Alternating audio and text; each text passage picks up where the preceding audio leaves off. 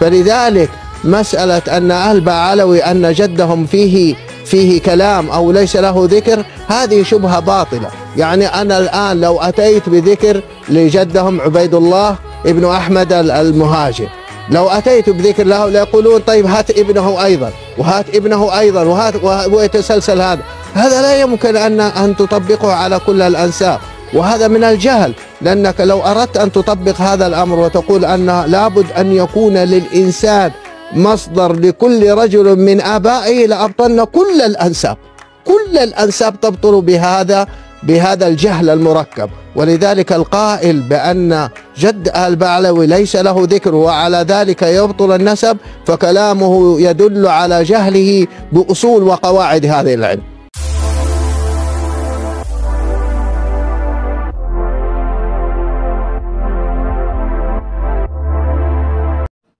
Itu tadi adalah Sayyid Ibrahim bin Mansur, Naqobah Ashraf, Tanah Hijaz, Makkah, Madinah, Saudi Arabia, dengan sangat jelas, dengan sangat gamblang mengatakan bahwasannya orang yang membatalkan nasab habaib dalam tanda kutip yaitu Kiai Haji Imaduddin Al-Kaburi Al-Bantani bin Usman atau bin Sarman atau bin Samun, ya, nggak jelas nasabnya juga, karena beliau saat ditanya pun di podcastnya Bang Haji kan tidak menjawab, ya. Dan ini, ya, mohon maaf tanpa tanpa tendensi, ya, memang kenyataannya seperti itu. Kiai asal Kresek ini, Kiai Imaduddin Al-Kaburi Al-Bantani, ya, tadi, atau bin Usman atau bin Sarman atau bin Samun lah, masa bodoh, ya, masa bodoh, ya, karena beliau juga masa bodoh dengan orang lain, bahkan masa bodoh tidak mau mengikuti, tidak mau mendengarkan fatwa-fatwa para ulama, ya. Nah, inilah beliau, ya, Ibnu Samun atau Ibnu Sarman Ibnu Usman Al-Kaburi. Nah, kembali pada video tadi, Syekh Ibrahim bin Mansur itu adalah ulama nasab, ya, rujukan ulama nasab sedunia, ya, bersama juga dengan Syekh Madhi Rojai. Itu beliau sepakat bahwa nasab habaib itu sabitun bil ijma, sudah ditetapkan dari abad ke abad sepanjang sejarah, disepakati oleh ulama ahlu sunnah wal jamaah bahwa nasabnya itu tersambung pada Rasulullah Shallallahu Alaihi Wasallam. Dan kata Sayyid Ibrahim tadi mengatakan dengan jelas, ya, kita cuma mengulang saja bahwasanya Kiai Imaduddin itu menunjukkan dia tidak sama sekali tidak mengerti qawaidun nasab, yaitu metode-metode atau ilmu-ilmu nasab. Jika mengikuti pendapatnya Kiai Imad ini, maka semua nasab bisa terputus. Itu kata beliau.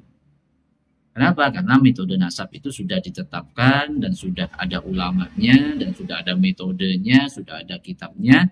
Kiai Imad itu dengan kelompoknya, ya, ya, yang ada yang sok pintar itu baca-baca kitab, ada kitab sezaman, harus mu'asyirah atau yang lebih dekat.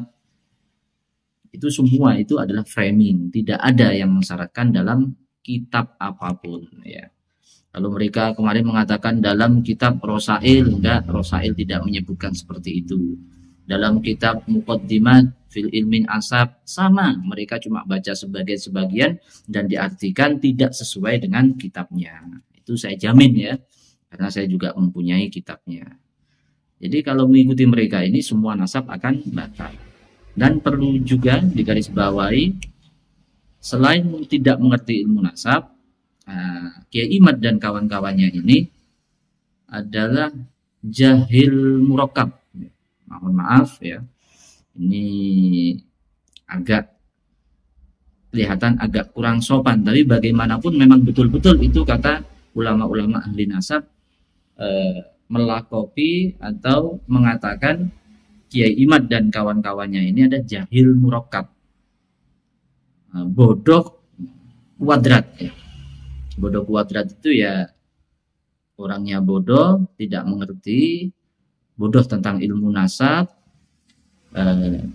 dan juga tidak merasa kalau dirinya bodoh, dikasih tahu malah melawan, merasa dirinya lebih tahu. Itu kalau menurut saya jahil murakkab wal murakkab. Jadi dua kali. Mohon maaf ya, karena bagaimanapun mereka tidak akan bisa membantah ini. Karena ini yang berbicara sudah ahli nasab dunia, dan semua ilmu nasab ulama-ulama itu berpatokan kepada beliau. Ya, jadi ya mohon maaf ya kalau kayaknya ini sebuah penghinaan. Tapi bagaimanapun memang betul ini adalah janji Allah Subhanahu wa taala yang dalam sebuah hadis, man ahana Quraisyan ahanallahu azza wa jalla. Barang siapa yang ingin atau sudah berbuat menghinakan anak cucu Rasulullah, keluarga Rasulullah, maka dengan sendirinya Allah lah yang betul-betul menghinakan mereka. Ulama dunia, ulama ahli nasab mengatakan mereka jahil murakkab. Itu sebuah kehinaan yang harus diterima oleh yang bersangkutan dan kelompoknya, akibat dia telah menghinakan keluarga Rasulullah Shallallahu Alaihi Wasallam. Tapi kita masih berharap beliaunya itu orang alim dalam ilmu yang lain, bukan ilmu nasab.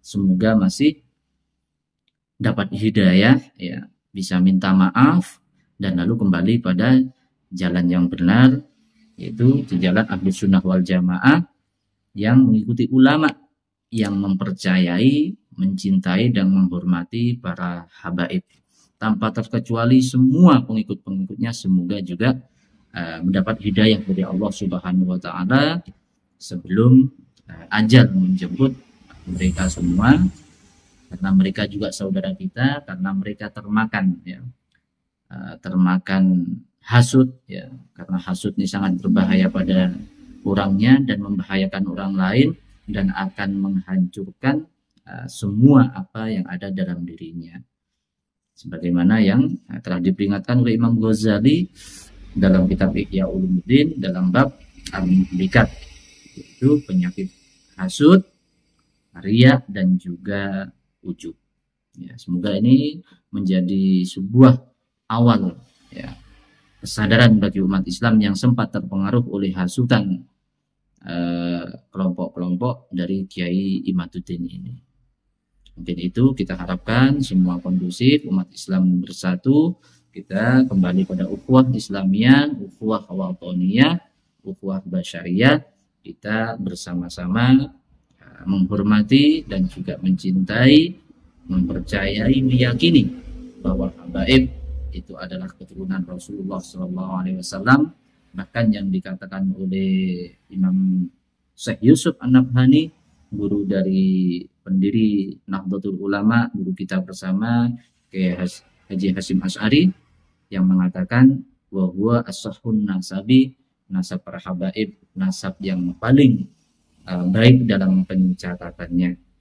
Sekian, terima kasih. Salam akal sehat, salam hidayah, salam ukhuwah. Kita bersama untuk berdamai, untuk bersatu dalam rangka diizzatil Islam, untuk memuliakan, mengagungkan agama kita, agama Islam. Insyaallah semua dalam ridha Allah Subhanahu wa taala, syafaat Rasulullah sallallahu alaihi wasallam, dan kita tetap istiqomah dalam ibadah. Sekian, terima kasih. Assalamualaikum warahmatullahi wabarakatuh.